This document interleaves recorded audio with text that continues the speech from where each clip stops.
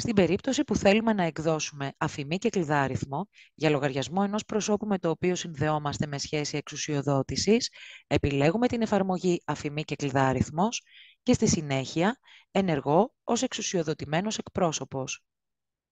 Η εξουσιοδότηση έχει προκαθορισμένη μορφή και σχετικό αρχείο έχει αναρτηθεί στην αρχική σελίδα της εφαρμογής, οπότε ο φορολογούμενος ή ο νόμιμος εκπρόσωπός του μπορεί να το κατεβάσει, να το συμπληρώσει, να το υπογράψει, να το επικυρώσει, να το σαρώσει και να το παραδώσει στον εξουσιοδοτημένο εκπρόσωπο, ώστε αυτός να το επισυνάψει στην αίτηση. Το αν ο εξουσιοδοτημένος εκπρόσωπος θα λάβει ή όχι τα δεδομένα της εγγραφής, τον αφημί, το όνομα χρήστη, προσωρινό κωδικό και κλειδάριθμο, δηλώνεται ρητά από τον εξουσιοδοτούντα επί της εξουσιοδότησης. Εάν η εξουσιοδότηση δοθεί απευθείας από φορολογούμενο που έχει δικαιοπρακτική ικανότητα, αυτός λαμβάνει πάντα και τα δεδομένα. Ενώ, αν η εξουσιοδότηση δοθεί από νόμιμο εκπρόσωπο φορολογουμένου που δεν έχει δικαιοπρακτική ικανότητα, αυτός δεν λαμβάνει δεδομένα. Η φόρμα της αίτησης ανοίγει με τη χρήση των προσωπικών κωδικών TaxisNet του εξουσιοδοτημένου εκπροσώπου. Πλοηγούμαστε ανάμεσα στις καρτέλες, είτε μέσω των ονομάτων των καρτελών, είτε μέσω των πλήκτρων προηγούμενο-επόμενο. Επάνω δεξιά στην οθόνη εμφανίζεται το ονοματεπώνυμό μας ως συνδεδεμένος χρήστης. Συμπληρώνουμε τις καρτέλες με τα προσωπικά στοιχεία του προσώπου για το οποίο ενεργούμε και των σχέσεών του, όπως ακριβώς εμφανίζονται στα ταυτοποιητικά έγγραφα.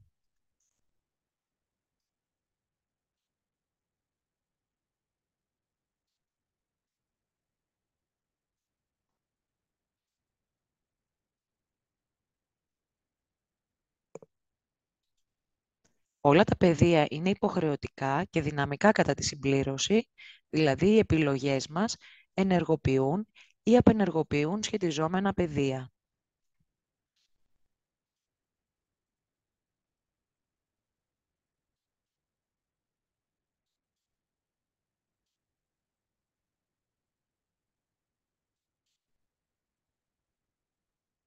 Στην καρτέλα στοιχεία επικοινωνίας ζητείται επιβεβαίωση του λογαριασμού ηλεκτρονικού ταχυδρομείου που συμπληρώνουμε.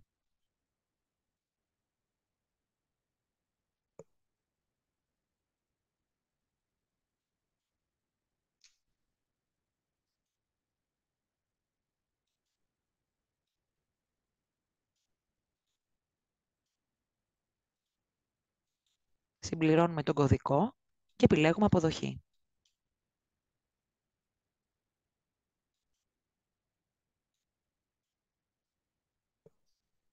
Στην καρτέλα σχετιζόμενος αφημί εμφανίζονται τα στοιχεία του εξουσιοδοτημένου εκπροσώπου που έχει κάνει είσοδο και υποβάλει την αίτηση.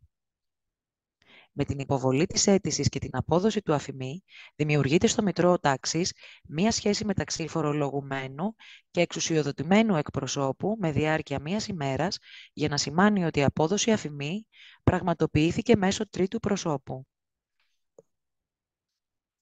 Στην τελευταία καρτέλα, επισυναπτώμενα δήλωση συμφωνίας, εμφανίζονται σε μορφή λίστας τα απαιτούμενα δικαιολογητικά που πρέπει να επισυνάψουμε στην αίτηση σύμφωνα με τη συμπλήρωσή της. Ορίζουμε όνομα χρήστη σύμφωνα με τις οδηγίες.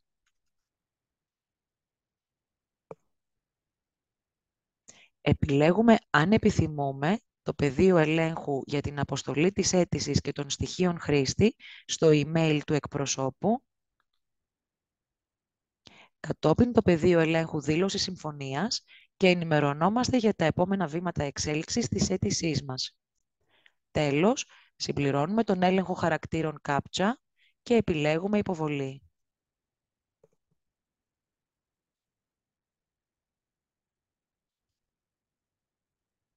Με την ολοκλήρωση της υποβολής εμφανίζεται παράθυρο μηνύματος επιτυχίας, η αίτησή μας παίρνει μοναδικό αριθμό και μπορεί να εκτυπωθεί, ενώ παρέχονται και οδηγίες για τα επόμενα βήματα.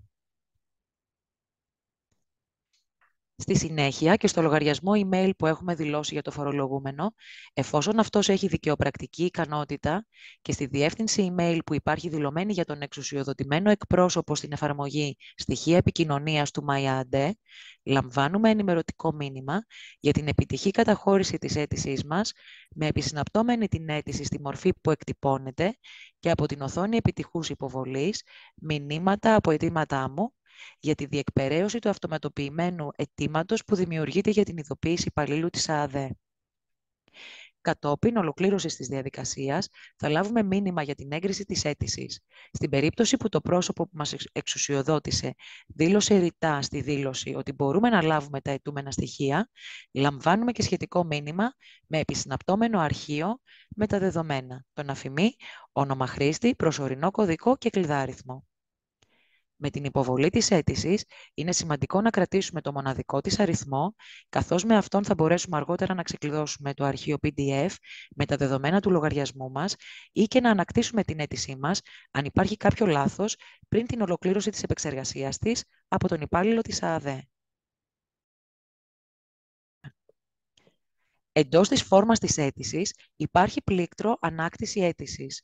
Από εκεί, το πρόσωπο που υπέβαλε την αρχική αίτηση, με την ιδιότητα που την υπέβαλε, εδώ σαν εξουσιοδοτημένος εκπρόσωπος, μπορεί να ανακτήσει την αίτηση, ώστε αν υπάρχει λάθος που το εντόπισε είτε ο ίδιος ο υποβάλλον, είτε ο υπάλληλος της ΑΑΔΕ και ενημέρωσε τον υποβάλλοντα, η αίτηση να ανοίξει για επεξεργασία.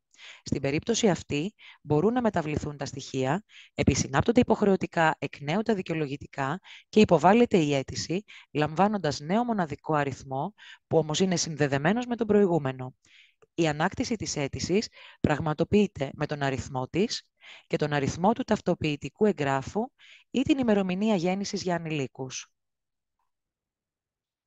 Με την ολοκλήρωση της διαδικασίας και την παραλαβή των δεδομένων, το φυσικό πρόσωπο έχει εγγραφεί στο φορολογικό μητρό. Για να μπορέσει όμως να χρησιμοποιήσει τον λογαριασμό TaxisNet, θα πρέπει να τον ενεργοποιήσει με τη χρήση του κλειδαρίθμου, μέσω της επιλογής «Ενεργοποίηση λογαριασμού» της εφαρμογής Κλειδάριθμος.